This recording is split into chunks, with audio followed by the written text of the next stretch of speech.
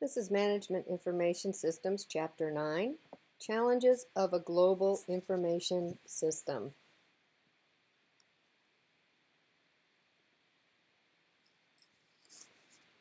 When we start talking about multinational organizations, we're talking about companies that are functioning in more than one country. Global information systems are utilized to service those companies.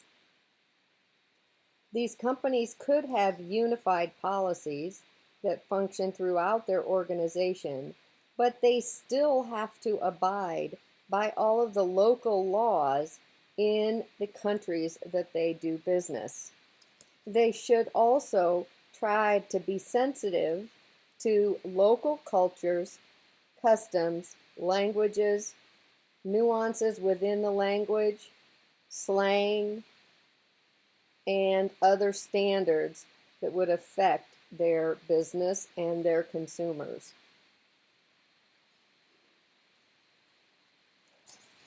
Multinational companies do have the burden of ensuring that their information systems and the information flowing from their systems conform to the laws, cultures, standards, and other elements that are specific to that country or region. We have a key word, globalization, and that is the process by which a business and/or another organization develops international influence and starts operating on an international scale. Many businesses today function in a globalized economy. International companies are encouraged to think globally, but act locally. So what that means is to think globally, we are supposed to have our strategic planning with a global focus. That includes decision making on such things as product lines and business alliances that we might like to make. However, we need to think locally, meaning that we also need to be sensitive to the regional customs, language nuances, and differences in culture in the different countries that we're in. For example, in high school, when I was in Germany, we noticed that McDonald's had most of the same menu items that we were used to at home. Except in Germany, McDonald's also sold beer. That's not the case in the United States menu, especially back when I was in high school. Some companies have such dispersed operations. For example, one of my husband's clients has operations in the United States, Canada, United Kingdom, and Australia. At least those are the ones I'm aware of. And because of this, it is not always obvious what the company's true nationality is.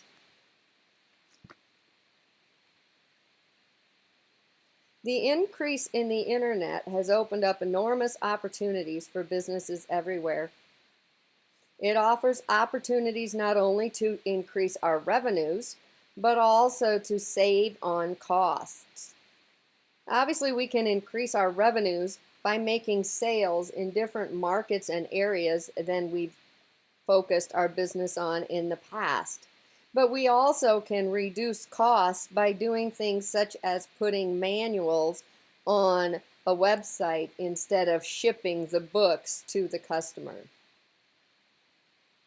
The web has been an important tool used both in B2B and B2C commerce markets.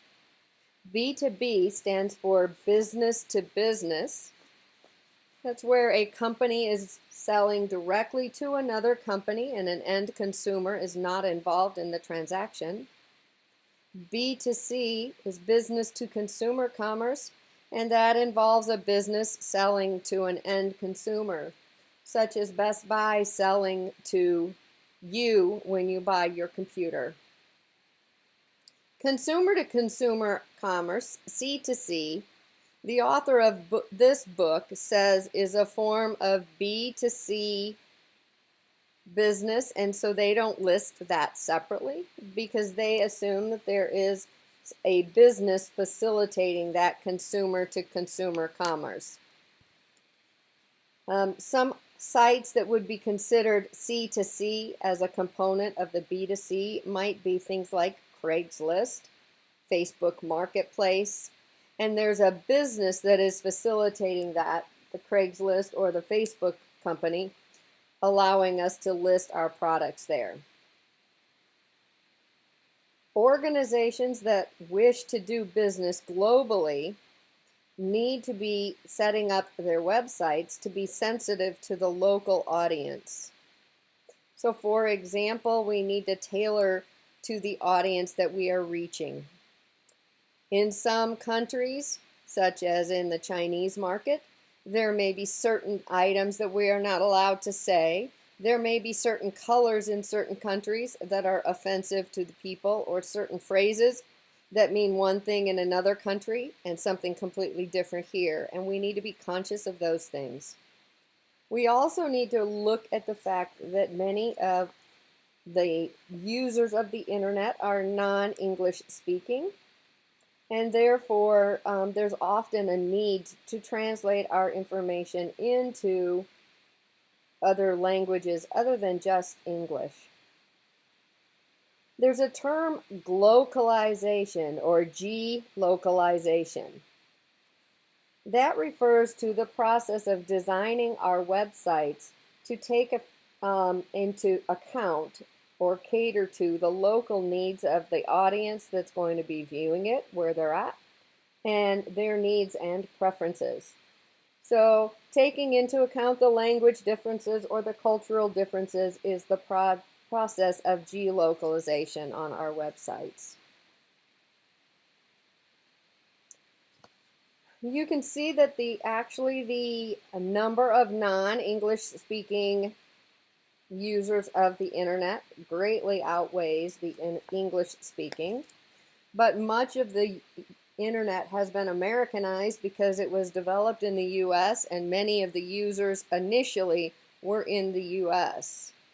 But since now over 70% of our internet users are non-English speaking countries, we need to be addressing this when we're creating our websites.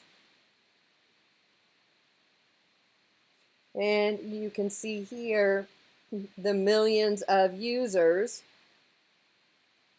North America now coming in third behind Asia and Europe.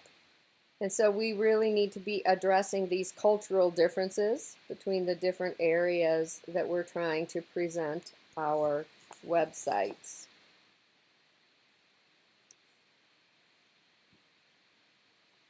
Majority of web users prefer to access the web using a language other than English. They prefer to use their natural language that they speak.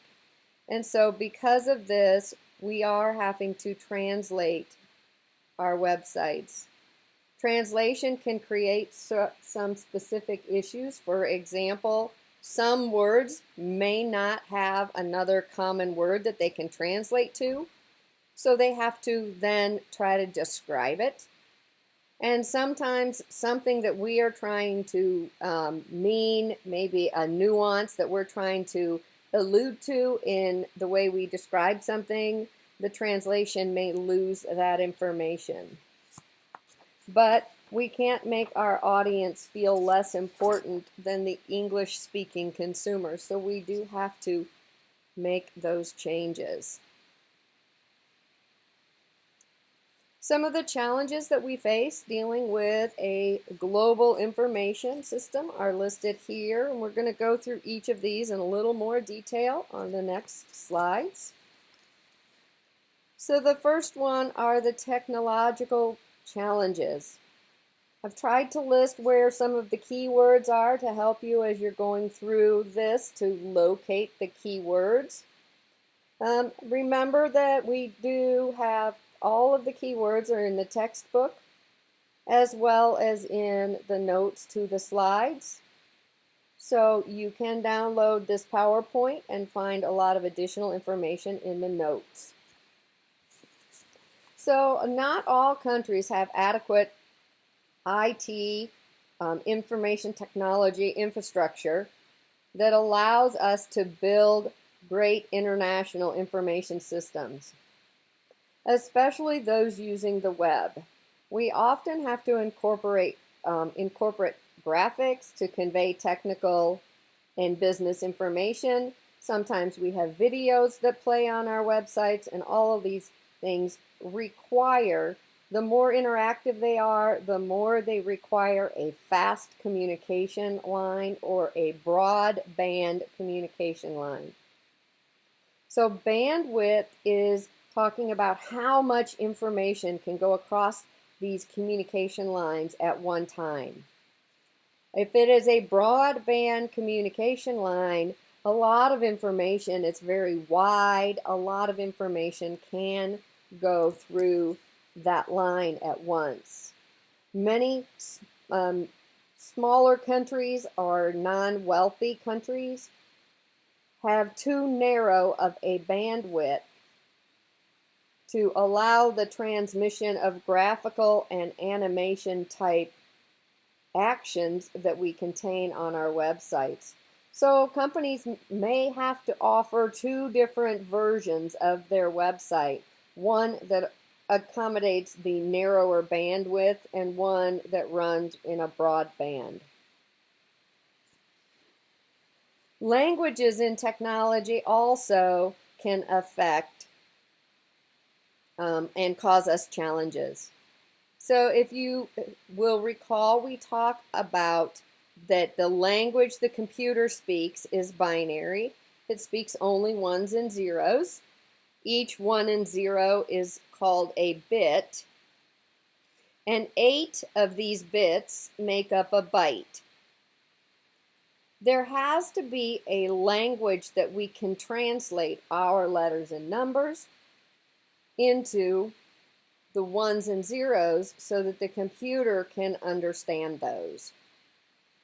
Now, originally, we used ASCII and EBCDIC, which were both languages that used a traditional 8-digit or 8-bit character, 1-byte character, to describe a letter or number.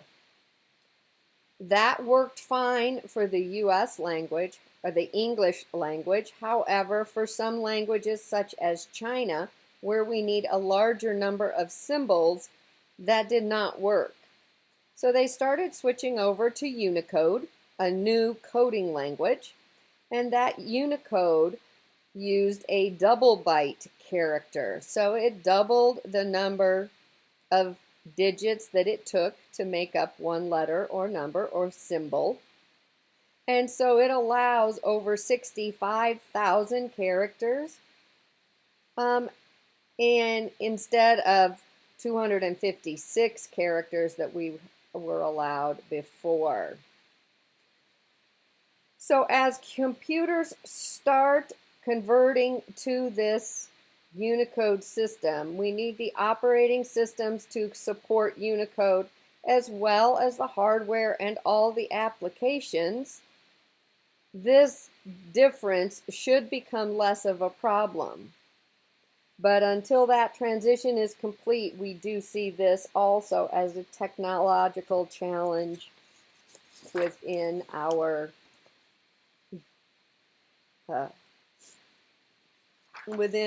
global information systems. Regulations and tariffs can be an issue for companies as well. Countries have different regulations on what they allow and what they do not allow to be imported, and also which items are going to have tariffs applied to them and which tariffs they apply.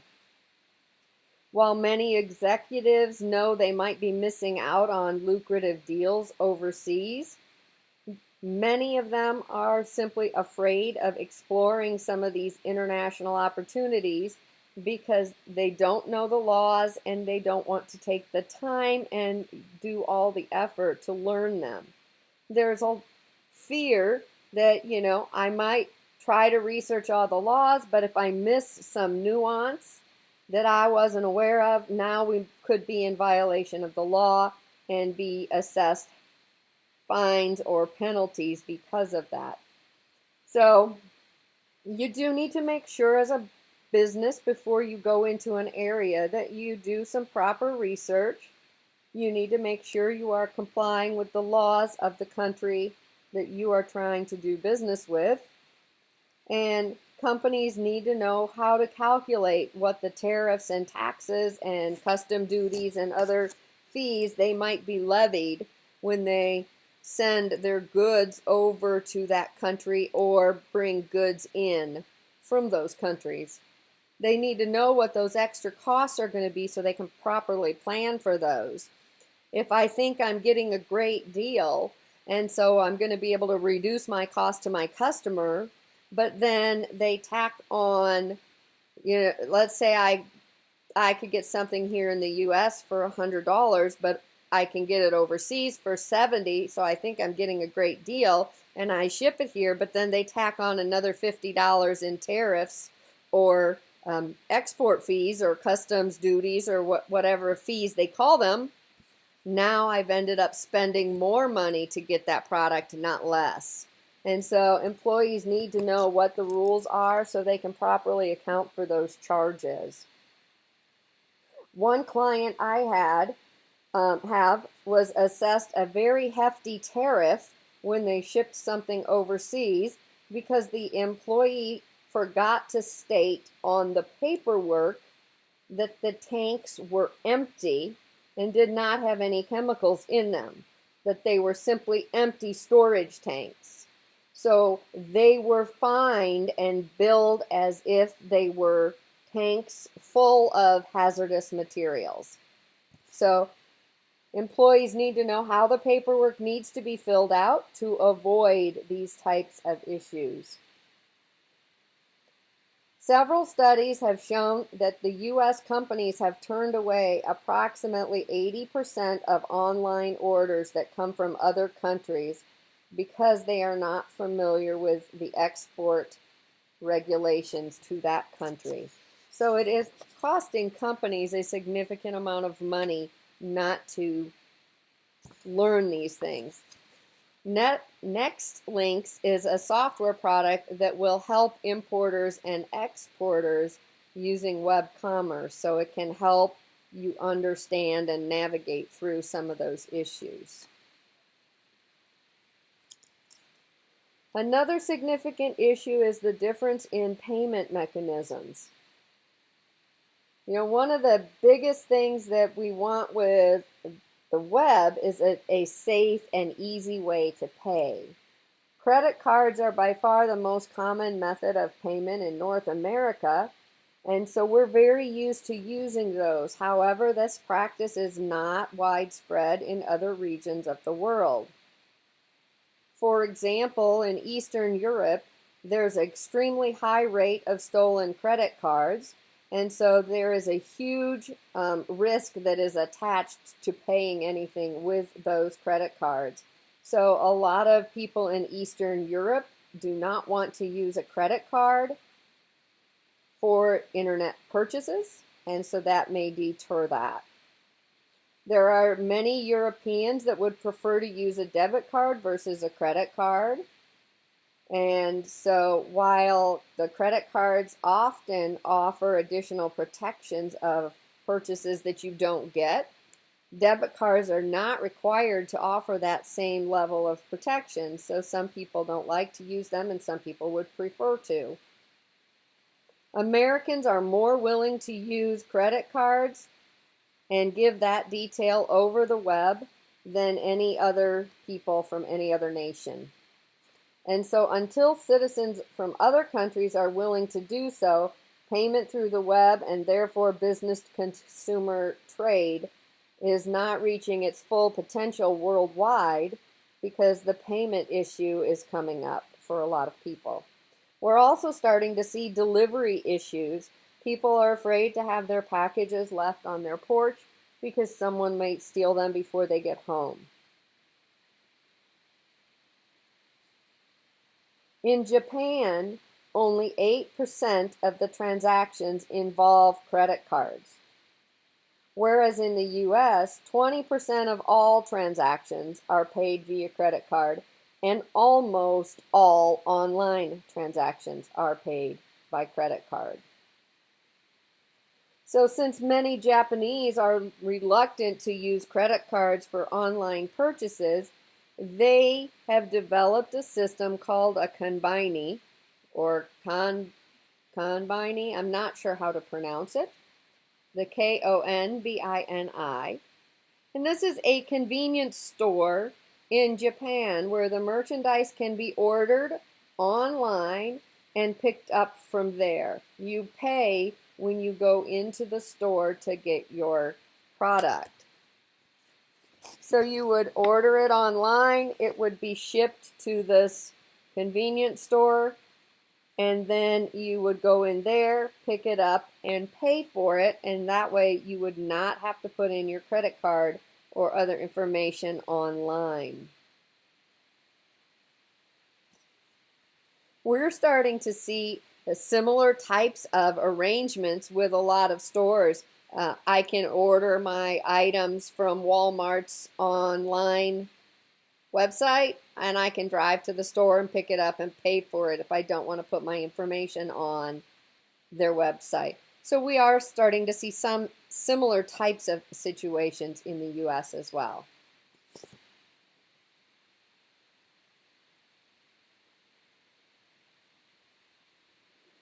We are starting to see digital wallets developed to be used with our smartphones. We see the iPhone has a payment wallet, the Google Wallet exists, and other virtual wallets are being developed and utilized to help with this situation where we can put payment information into our phone and into the account, and it will allow us to use that for payment instead of actually presenting them with our credit card.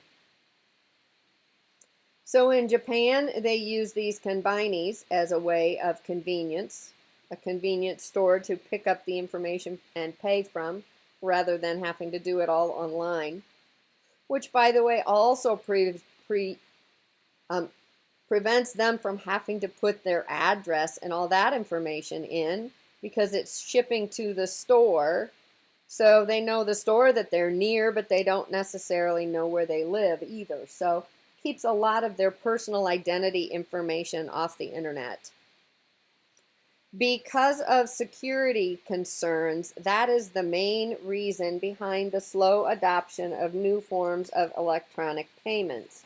We need to make sure that as we develop these new payment forms, that we can keep them from being, your information from being stolen from them very easily. Language differences, of course, are a big issue. We have to come up with a common language, and that sometimes causes problems. English is the de facto international language, and so a lot of times English is used, but then sometimes people accuse the U.S. of being elitist because we expect everyone to speak our language. We also have trouble trying to transmit data, and if you have data being stored in your accounting system, in some countries it is illegal to store data in a foreign language in your accounting environment. So there are several issues with working with multiple languages. There are tools that can help us translate. So, if you get a document from a client, I saw one just the other day at a client, and it came in, and it was, I believe, in Chinese, and they used a translating program to read that document for them because they did not have anyone in-house that could translate it. So there are tools such as WordFast that will translate documents. WordFast will translate Microsoft Word documents into several different languages. So, you can use that to take your own documents and translate them into the language of the company you're sending it to, so that they don't have to worry about trying to translate it when they get it. If my client's customer had used something like WordFast and translated their document into English, then my client would not have had to spend the time trying to figure out how to read that document in order to process their order.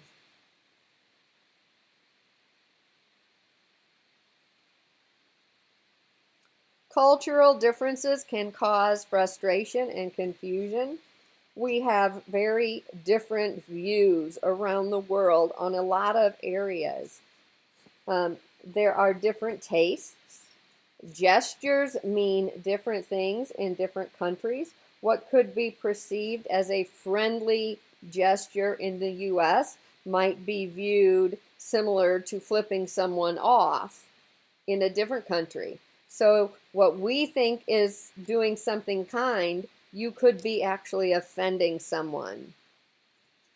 There are certain preferences for different colors. In different parts of the world, they treat different generations or different ages of people or genders of people in different ways.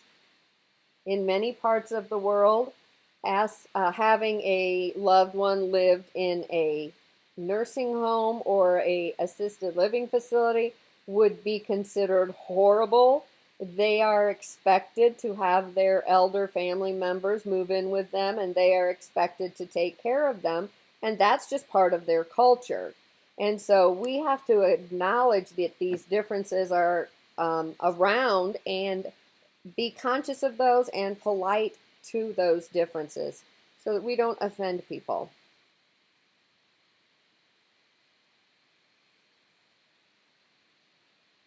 Governments may be inclined to forbid some information because they think it's an undesirable cultural influence.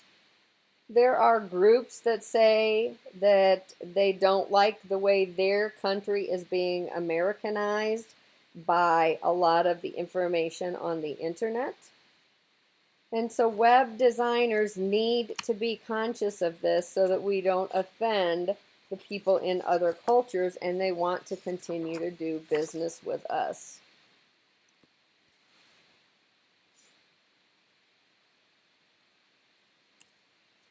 So then we have conflicting economic, scientific, and security interests. The goal of corporate management is to seize the largest market share they can and to maximize the organization's profit. Now, the goal of the nation's government is to protect its economic, scientific, and security interests of its people. So these two goals can become in conflict. Scientific information is considered an important national resource and a great source of income for many foreign corporations. And so sharing that information may be against the national government's interest because they view that to be a national resource. So they may reject wanting to share information openly over the internet. Another problem is the differences between the way countries treat your intellectual properties. Trade secret laws, patent laws, and copyright laws differ in different countries. And so while something may have a patent in the US, if you go over into another country, that patent no longer is in effect. And so there is concern that people may not want to take their things into another country for fear that someone could take advantage of the fact that their patent does not exist over in that country.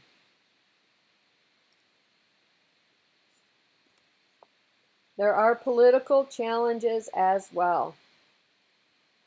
So information is power, and some companies are opposed to the policy of free access to information because they view that as a threat to their nation's strength.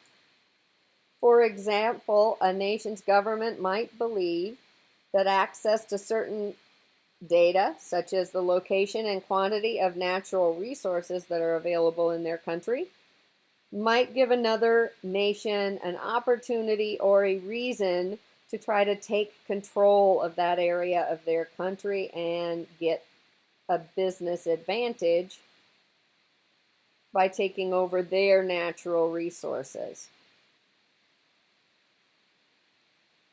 Another thing that we see is that there has been a recent trend in some of the less rich countries around the world to adopt free software, or it is sometimes called open source software, and to use that whenever possible to avoid the high cost of purchasing software to do business. So global corporations need to ensure that they have compatible products that will work with these open source tools that other countries are using, or our computers will not be able to communicate with theirs. Companies must also be aware of limits that some governments impose on internet use. Some corporations have found themselves to be in uneasy positions when they go into another country and start doing business. They may find that in order to do business in a country such as China, the Chinese government may say they have to collaborate with the government in order to do business there. Microsoft, Yahoo, and Google were all dealing with this situation. This collaboration started out as blocking certain items that they were not allowed to put on their websites, information that perhaps disagreed with the political views of the government. But then it quickly extended to providing the government the identity of people who searched for certain things on their websites. So this ethical dilemma for these companies became an issue of how do we balance the business interest of the shareholders and capture that market of the economy, and yet balance that against our moral principles of the privacy rights of individuals, servicing all users equitably, and not trying not to violate the civil rights, even though you perhaps feel that the government you're collaborating with is violating their civil rights. And so it became a big issue for many companies. Different laws regarding free speech and other civil rights can significantly impact what a company may or may not display from its servers. So if you are not aware of the laws, you could end up having your website shut down by the government that does not like what you're posting on it.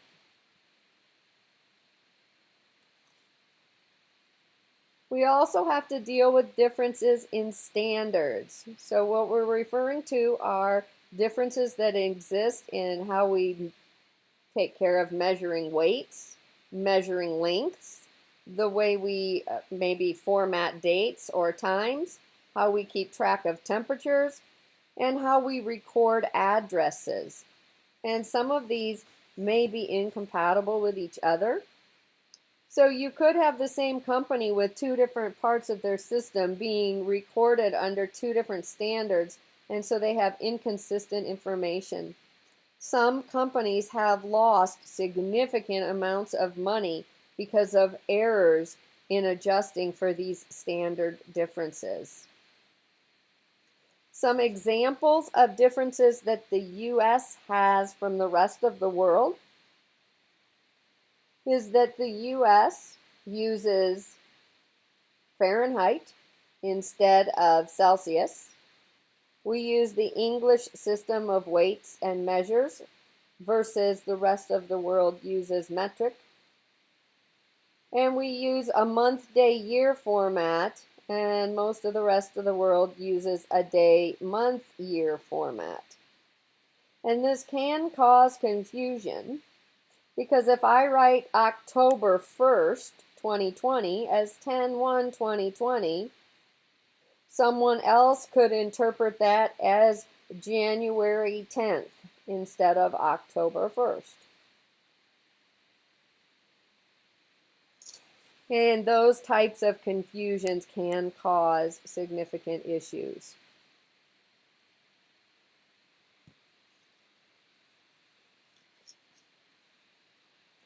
Companies must adapt their global information systems to the changing or formal de facto standards. So we have some ways of identifying products, and as these things change, we have to modify all of our systems to account for that. There are several terms that you need to know in this area, so we'll try to talk about those. But you need to make sure you understand what all of those abbreviations stand for. So in recent years, there was a growing number of countries joining what's called the European Union. The European Union was a group of 28 member states located primarily in Europe, and by joining together and unifying their power, it gave them a lot more say and input in how things are being done. So the European Union is quite a powerful organization, and they've come up with some different ways of coding products. So one difference is the United States or American companies use a UPC or a Universal Product Code. This is a 12-digit code that can be read by our UPC code readers. They're wands that you see at the stores. They'll read these codes. The European organization or the European Union came up with a European article number or an EAN. The one they adopted is a 13-digit code. Ours is 12, and it identifies products, but it also has an extra digit. That 13th digit identifies the country that the product originated from. So our code does not have a country character in it. The UPC does not have that character that would identify the origin country. The Uniform Code Council is also called the American Uniform Code Council.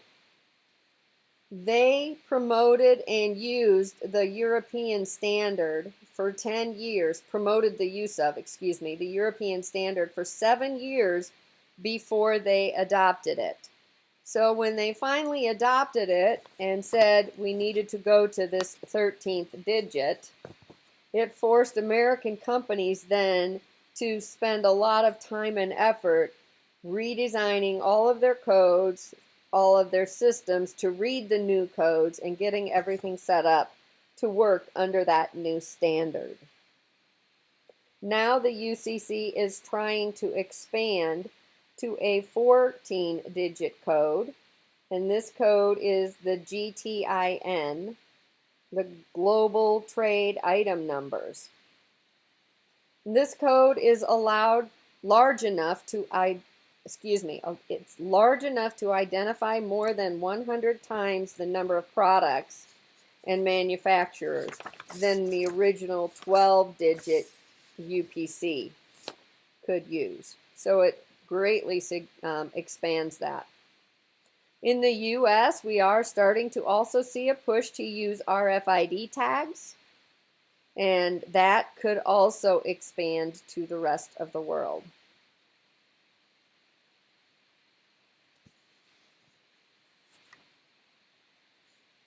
This next concept is legal jurisdiction when you're dealing with e-commerce. So let's say you're a consumer and you decide you did not get the correct product. So you've tried to deal with the company, you've tried to get your money back, and you're not having any luck. Maybe the product you got is defective, maybe you never got it. But either way, you're trying to communicate with them, you're not getting any response, so you finally decide that you want to sue them. Well, what country are you going to sue them in if they are a company from another country? So you're an American consumer and you bought something from a German company. Where does that lawsuit take place? Does it happen in the country of the company? Does it happen in the country of the consumer? Does it happen in the country where their website is most directed at trying to get consumers to purchase from? Where does it occur? So in 2000, the European Union passed a law that let consumers file lawsuits against online businesses in any of their member countries. So they could go into any country, and if I bought something from another country, if I was in France and I bought something from Germany, I could sue them in either place.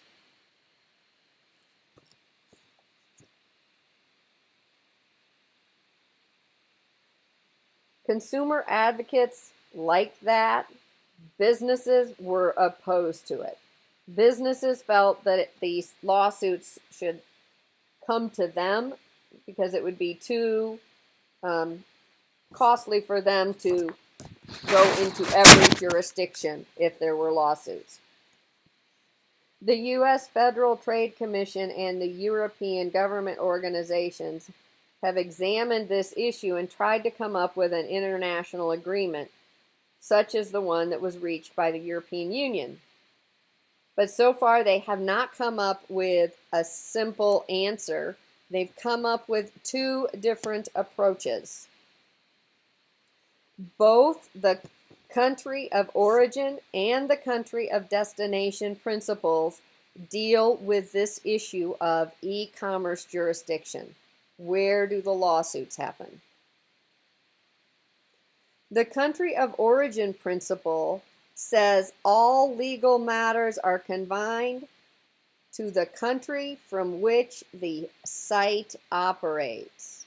So under this principle, the laws of the country are applied to the operations and the conduct of the site and whoever interacts with the site, regardless of the consumer's location. A lawsuit could only be brought in the country where the website resides. And it would also be adjudicated according to that country's laws.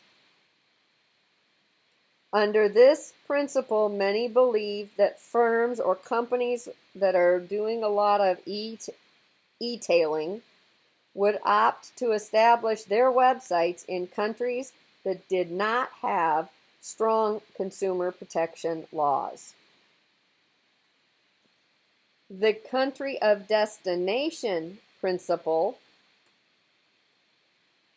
says that dealings with the site, regardless of the site's country, are guided by the laws of the country in which the site is catering or trying to do business. So the EU adopted this approach within its territory, however, achieving broad international agreement on this may take several more years. So this is still up for debate.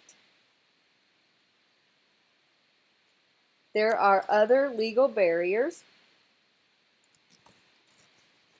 So the fact that different laws are in place in every different company creates a significant impact on global business and on e-commerce in particular. The different laws pose serious challenges to the transfer of data, free speech, and the location of the legal proceedings, which we just discussed a minute ago. Another area that is seeing some differences is in privacy laws with respect to what information can be gathered and shared about individuals that are shopping and using the internet. So we have issues with cross-border data transfer that have been resolved in some areas, but with respect for individual privacy in the conduct of international business, that is still very much a discrepancy and an issue. The European Union enforces a privacy law called the Directive on Data Privacy. Member countries have crafted their laws according to this directive. The European Union defines personal data as any information relating to an identified or identifiable natural person. And an identifiable person is one who can be identified either directly or indirectly. In particular, by reference to an identification number or to one or more factors such as his physical, physiological, mental, economic, cultural, or social identity. So some of these directives are in very stark contrast to what the U.S. businesses do. And therefore, this is going to extremely limit the free flow of information between the U.S. and the European Union.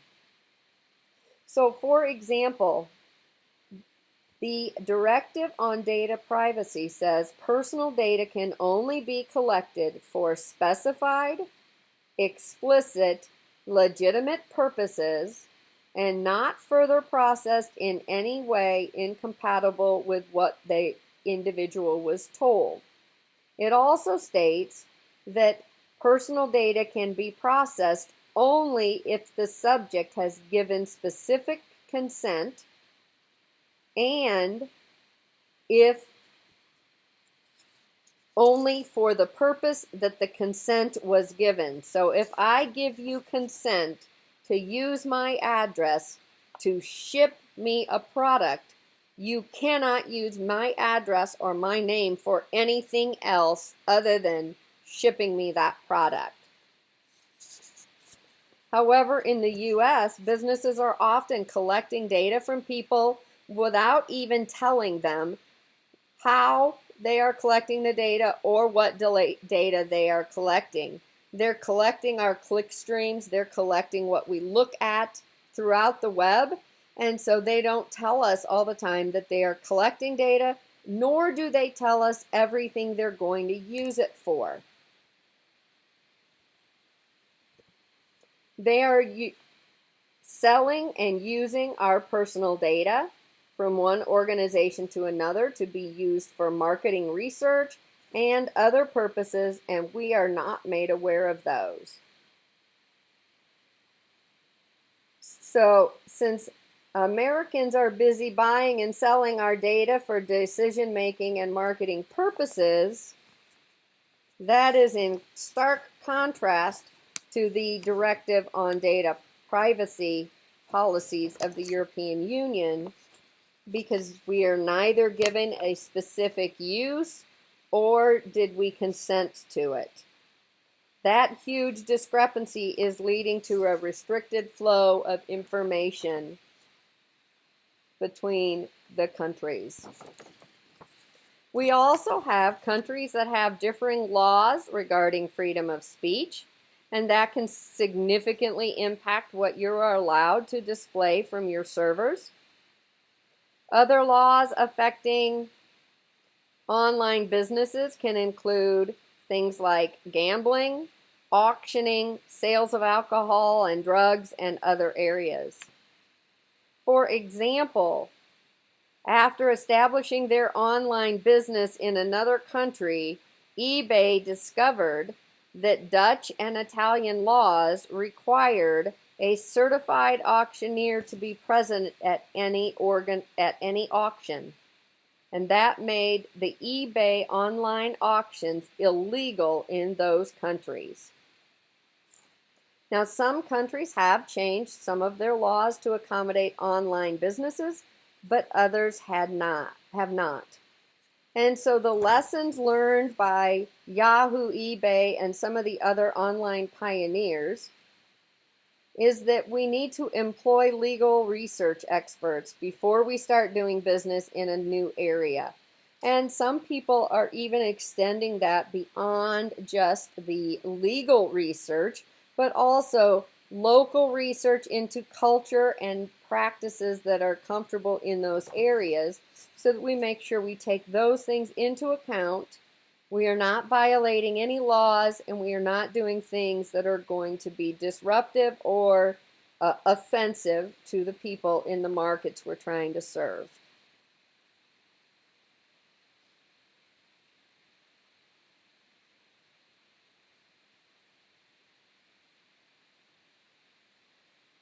And finally, we have different time zones. So companies that operate in many global regions have to deal with policies for information systems and for their employees to accommodate these things. You need to have support centers open whenever you have employees working. And if you have a worldwide organization, that could mean that your support center has to be staffed 24 hours a day. That may mean that your teleconferencing systems have to be available 24 hours a day. So with those issues in place, you need to find ways of staffing those items and keeping them up and running, and so that you don't have the same people trying to run it 24 hours a day. You have to be able to staff in shifts to keep things running for different parts of the world. You also have to make sure that your employees are conscious of the time differences, so that someone in one country doesn't schedule a meeting on a Friday afternoon with someone that meeting turns out is on their Saturday or on their Sunday, and you're trying to do a meeting on Monday and it's someone else's Sunday, or it's the middle of the night where someone else is. So we need to be conscious of time differences so that we're accounting for that when we're scheduling work for those people. We also have to be conscious of how dates and times are being recorded in our systems, so that we understand if the timestamp happened in one country or another, what the time differences are, and how that can affect the way our systems are working. So there are a lot of issues that we can expect to see, a lot of problems that can come up that we will have to deal with in setting up these global information systems for our global economy companies that we're trying to work with. But most companies are moving more toward a global environment. They may not have operations per se in a lot of every country, but they may be shipping and doing business with a lot of companies. Most of my clients are small businesses. They don't have manufacturing sites in other countries of the world. However, most of them do ship globally and do business with other countries on a regular basis. So these issues impact them as well. So these are not just issues for the largest organizations that have manufacturing facilities in 5 or 6 different countries or have service providers stationed in multiple countries around the world. These are issues that face every company, small or large, because many businesses are doing sales and purchases globally. Just like with the current issues with the coronavirus, multiple of my clients have already expressed concern that some of the suppliers that they buy from were from China, and they are starting to have trouble getting their products that they need to continue manufacturing. They've had to look for other suppliers to get their products from because they can't get them from China when China was shut down.